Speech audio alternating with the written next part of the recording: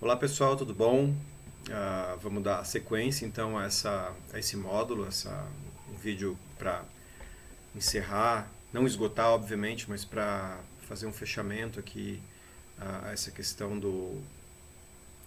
dos espaços paradigmáticos, né, dentro de um comitê de ética. E a gente viu no vídeo anterior que existem pelo menos dois abismos, né, ou dois territórios muito distantes em relação à ciência, a um conhecimento sobre a ciência, sobre a dinâmica desse conhecimento, sobre a produção desse conhecimento.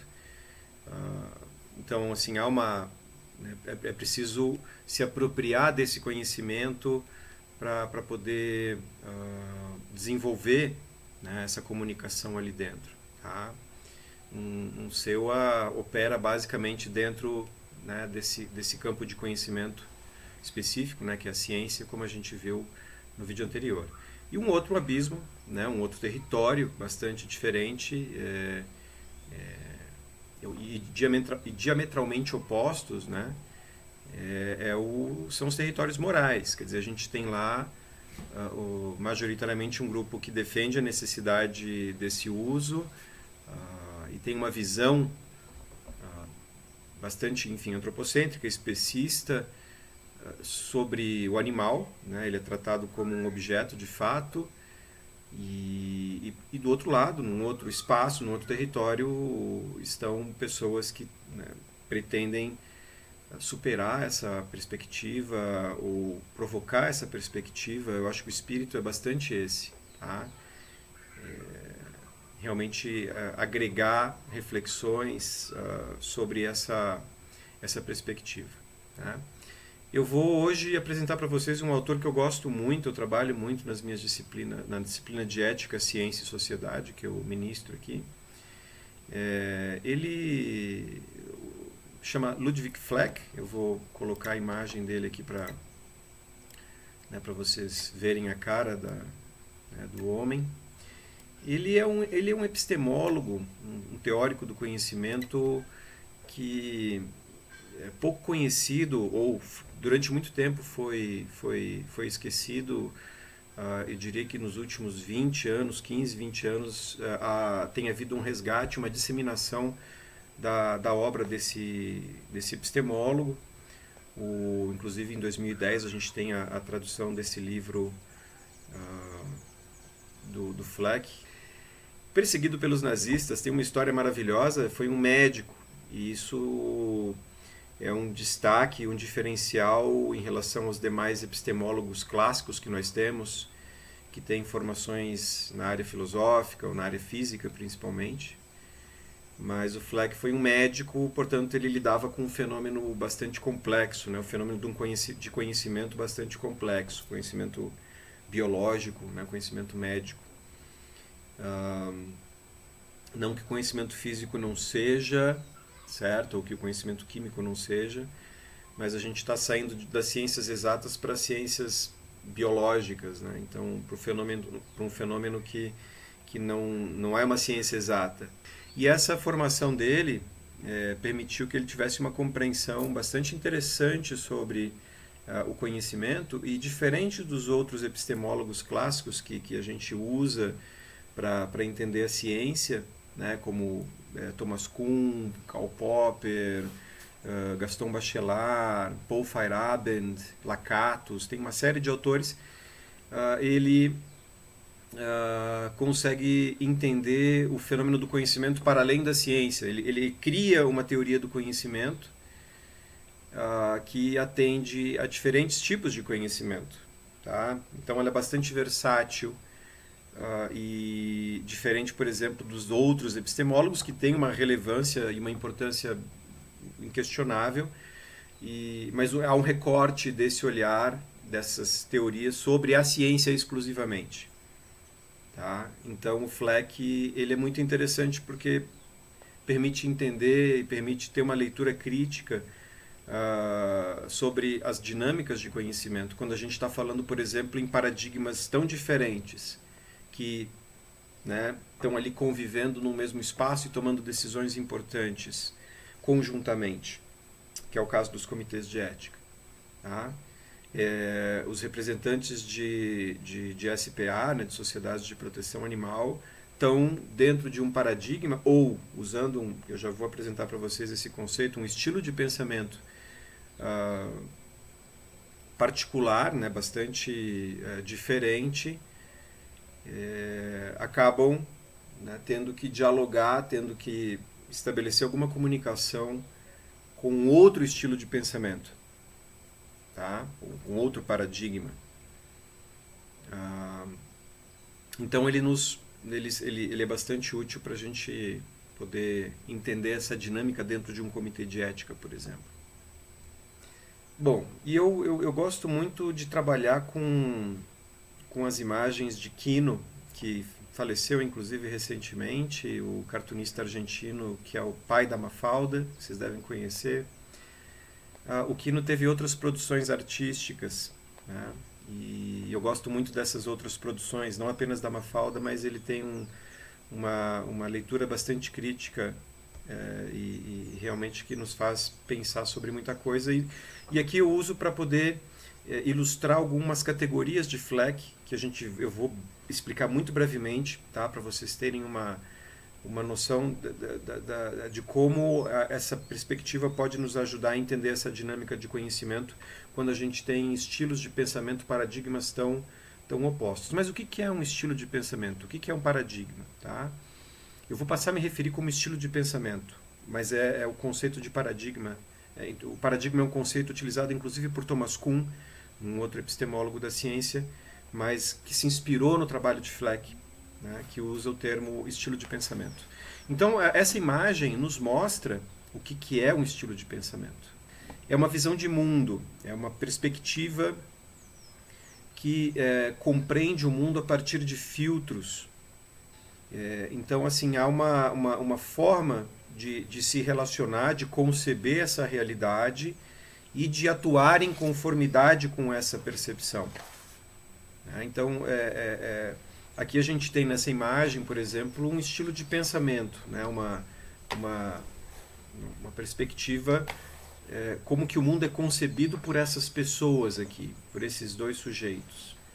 Né? Então a gente vê que, claro que eu estou usando um recurso artístico aqui, mas que é bastante ilustrativo, literalmente ilustrativo. A gente tem né, o mundo é percebido de forma geométrica, quadrada, né? Então as copas das árvores são quadradas, os quadros, os adereços, as estampas, né? É um mundo que é percebido dessa forma. E esses sujeitos agem dessa forma, eles se comportam dentro dessa perspectiva.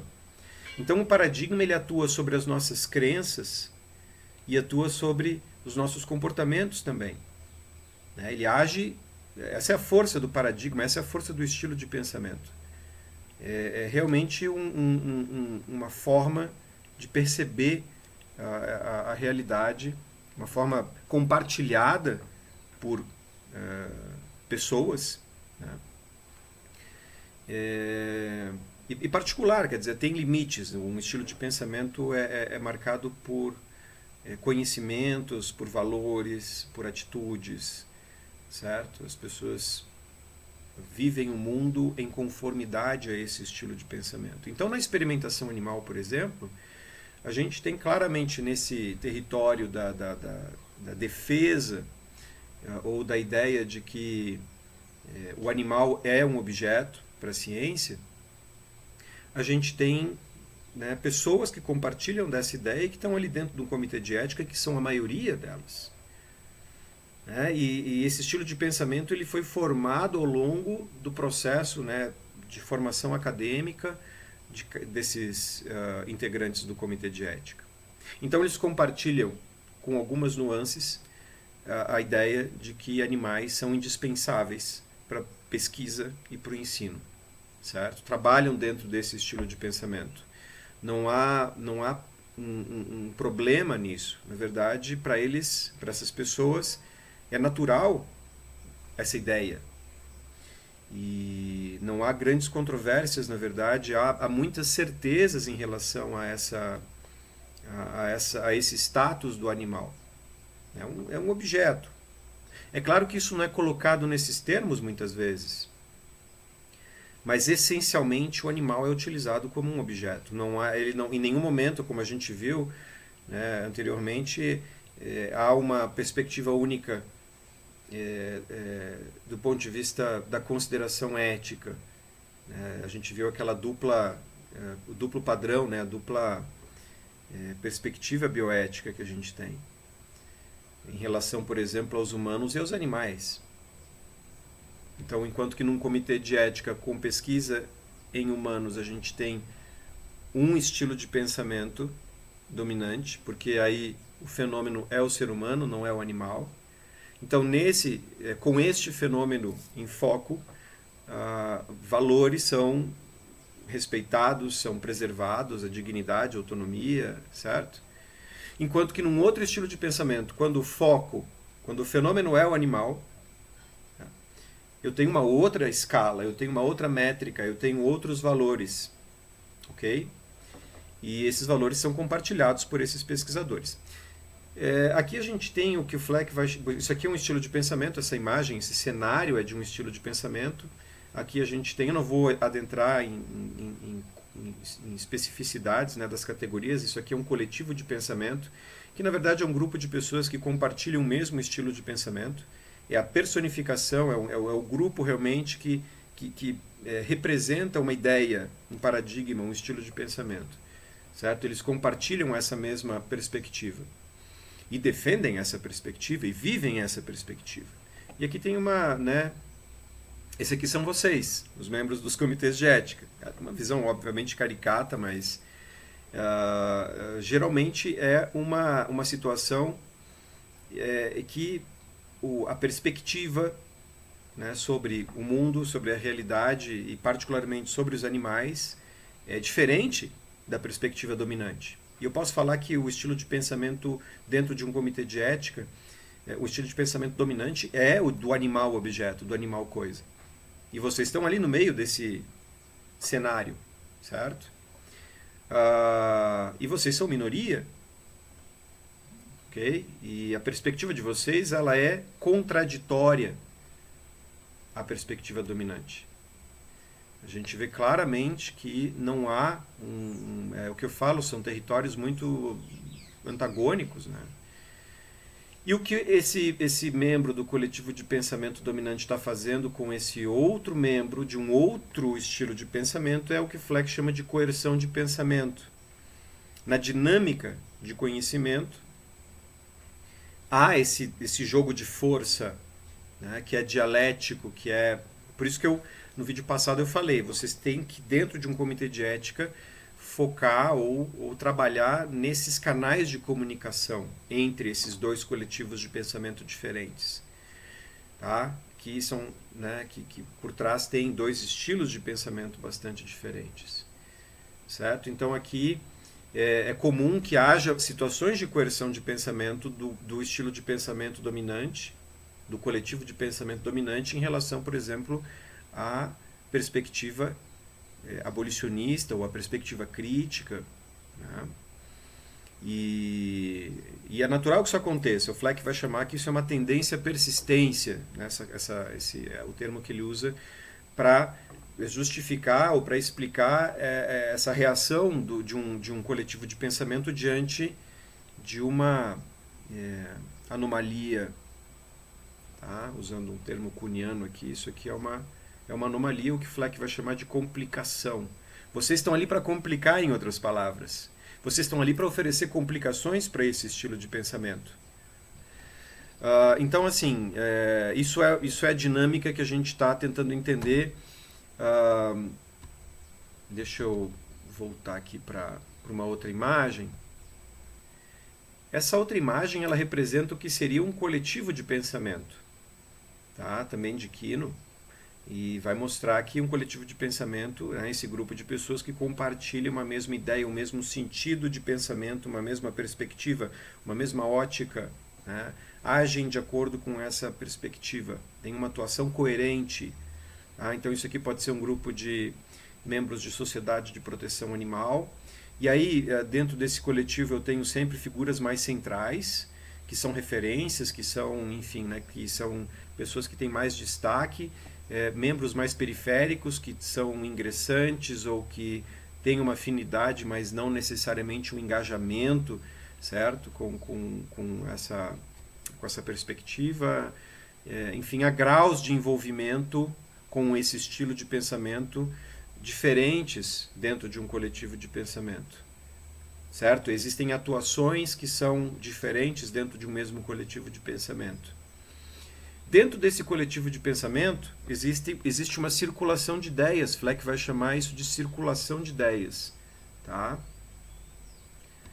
Bom, ele vai definir aqui coletivo, vai definir o estilo de pensamento. O computador está um pouco lento e vai definir isso que nos interessa aqui, tá?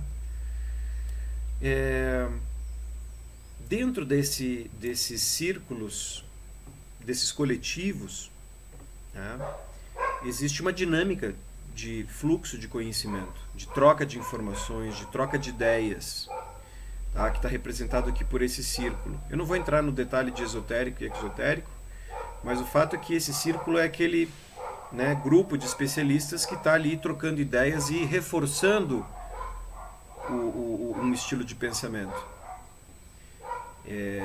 Compartilhando artigos, compartilhando em conferências, palestras, enfim, toda essa dinâmica que na ciência, por exemplo, é muito... Em todos, na verdade, praticamente todos os estilos de pensamento há essa troca, há essa circulação, mas na ciência há um destaque para publicações, para comunicações, certo? A ciência depende essencialmente disso, tá? E as pessoas que estão ali dentro de um comitê de ética são cientistas, são pesquisadores, eles têm um compromisso, como a gente viu, que às vezes é biográfico com a experimentação animal, e eles estão nessa dinâmica de conhecimento constantemente trocando informações, e o Fleck fala que quanto maior essa troca de informações dentro de um estilo de pensamento, dentro de um coletivo, mais estável ele é, mais firme ele fica. Tá? Por isso que a experimentação animal é um fenômeno difícil, né, da gente problematizar, porque ele é uma área blindada, né, há uma blindagem, há realmente um poder de narrativa, de produção de conhecimento que por mais que a gente discorde, é respeitável. Tá? E isso torna qualquer perspectiva de mudança. O lixeiro está passando aqui, os cachorros ficam empolvorosos. Deixa eu...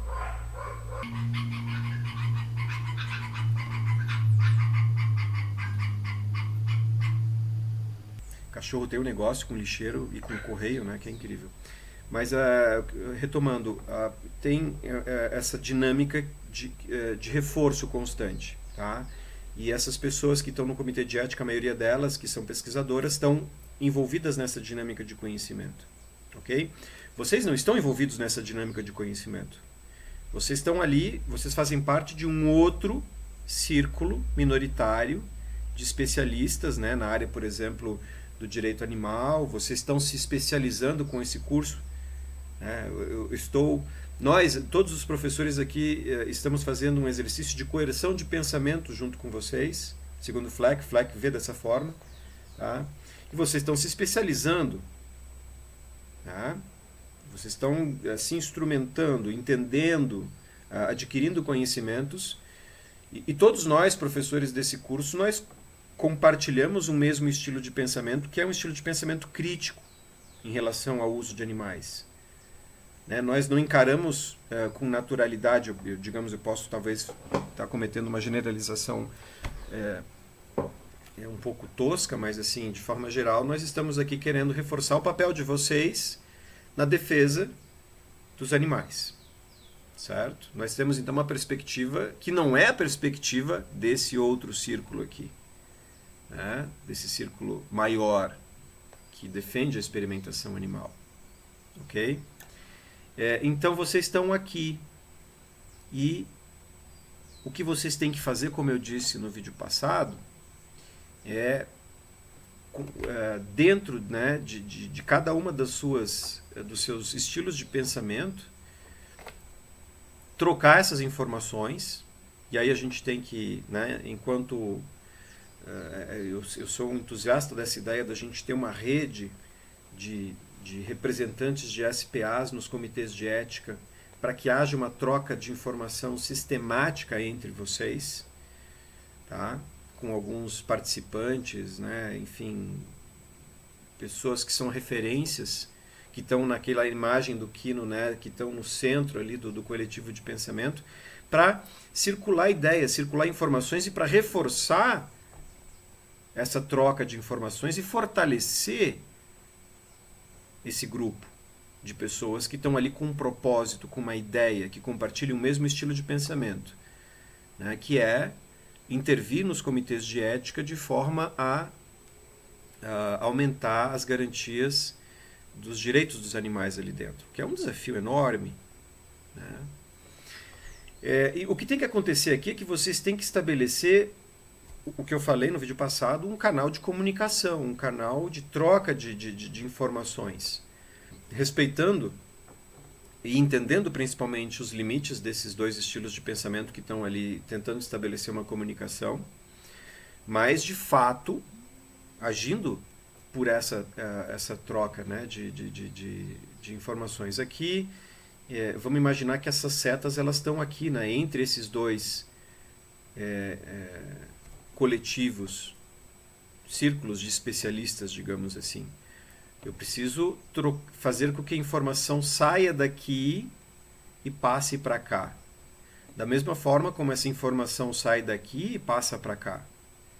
Quando vocês estão lendo um protocolo de pesquisa, vocês estão fazendo isso aqui. Vocês estão pegando a informação gerada dentro desse círculo e se apropriando dela, procurando entender ela, né? Deixa eu refazer esse... Já volto. Pronto, agora vai ficar mais claro, tá? O que a gente tem que criar dentro dessa atuação de vocês é uma circulação de ideias, certo? Justamente como eu comentei, para reforçar esse coletivo de vocês, nos entender enquanto coletivo, primeiramente, não como indivíduos, né? Quer dizer, individualmente nós temos uma atuação dentro de um comitê de ética, mas a ideia é que a gente tenha, né, que a gente possa formar uma rede e atuar como coletivo dentro dos comitês de ética. E para isso acontecer, eu preciso circular ideias, tá? Eu preciso circular informações. De novo, é o que vocês estão fazendo nesse curso.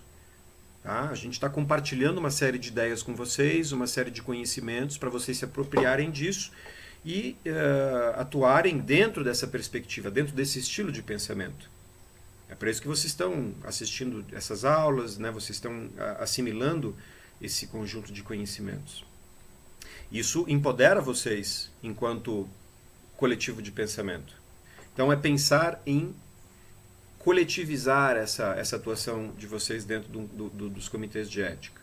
Para que essa atuação não seja inclusive solitária, que é uma das angústias, né? Quer dizer, não existe um coletivo de pensamento, existe a atuação de um indivíduo num comitê de ética, né? E isso é desempoderador, isso é frustrante, como eu comentei. Então eu preciso me conceber dentro de um comitê como membro de um coletivo de pensamento.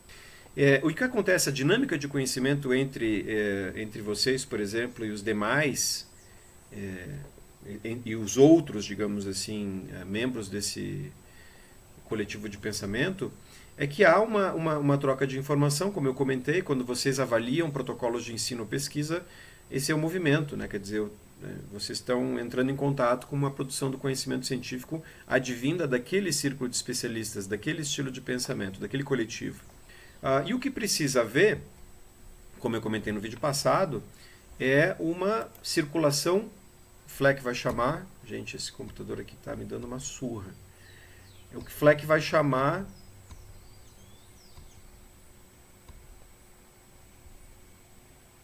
E é o que vocês precisam fazer, principalmente... Né?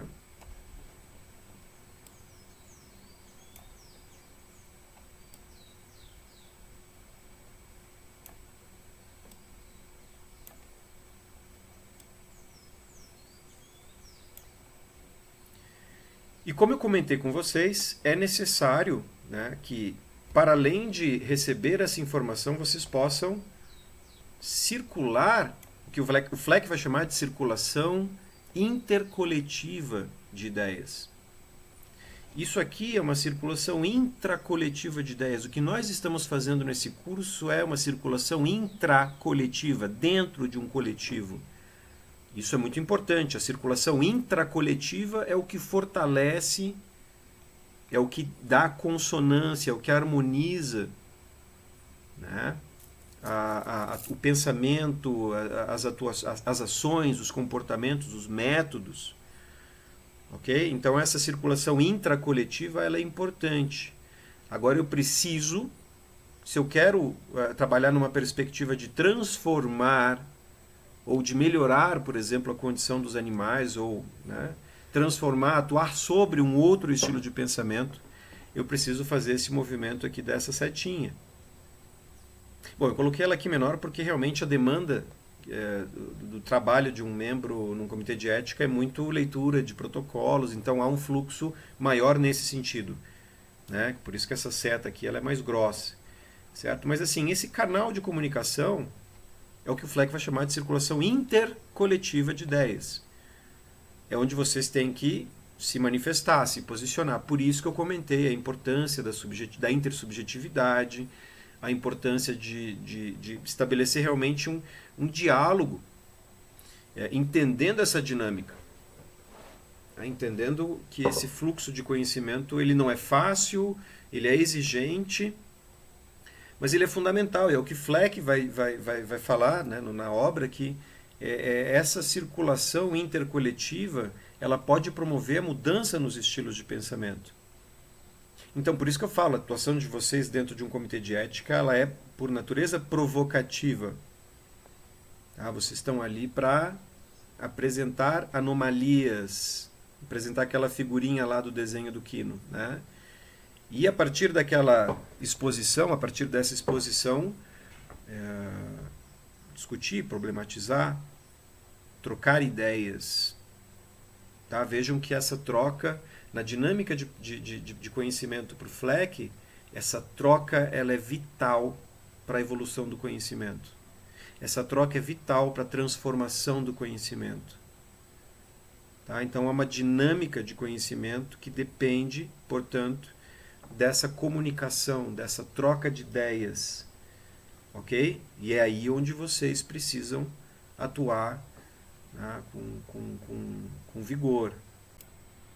E essa é uma outra imagem que eu gosto muito em Quino, onde ele vai mostrar aqui um jardim, um espaço, né, de um parque, onde 3 jardineiros, né, que são membros de um mesmo coletivo de pensamento, eles estão passando por espaços que estão aparentemente abandonados, né, e que representam estilos de pensamento, né, estilos de pensamentos de justiça, liberdade, afeto, sentimento, emoção, crítica, né? Quer dizer, esses espaços são abandonados, né? Que eles estão de passagem por esses espaços e aparentemente há realmente um abandono dessas ideias, desses estilos de pensamento, para que a gente possa então se dedicar, e aí a ideia da ação em Fleck, né? Quer dizer, há um comportamento que se ajusta a um estilo de pensamento que é de um ser humano, né, dominante, do antropocêntrico, de um ser humano que tem poder sobre, né, a natureza, os animais, né, quer dizer, essa imagem, né, de um troglodita, de um bruto, certo, pisando sobre um globo terrestre, com um bastão na mão, quer dizer, a ideia da dominação pela força. Tá? E aqui a gente vê um espaço que está sendo cuidado, que tem uma ordem. Tá? Essa ordem é preservada. As pessoas que compartilham, todas essas pessoas que compartilham esse estilo de pensamento, estão ali, né, fazendo uso desse espaço e preservando esse espaço de alguma forma. Mas aqui a gente tem a atuação de um coletivo de pensamento que está ali dedicado, né, mais atuante, mais engajado, e que procura preservar esse espaço, manter esse espaço.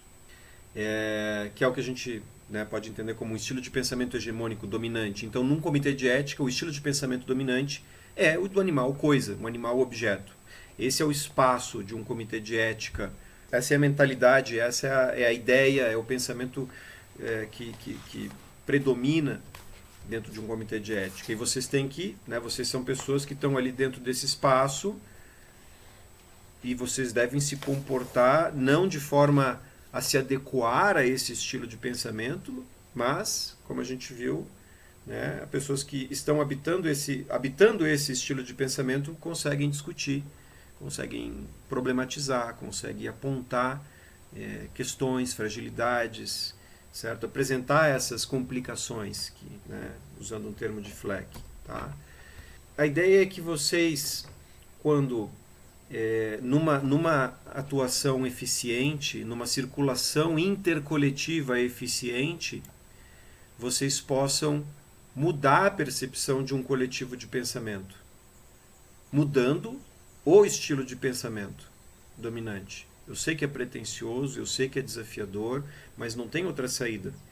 A atuação de vocês deve, de alguma forma, provocar esse estilo de pensamento, através de uma mudança de percepção, principalmente. Então, enquanto que na ciência dominante a gente tem a ideia de um animal coisa, aqui vocês estão vendo, né, por exemplo, esse é um livro de anatomia que tem uma capa de um livro de anatomia que tem um animal aqui, um cachorro, sendo preparado para uma prática.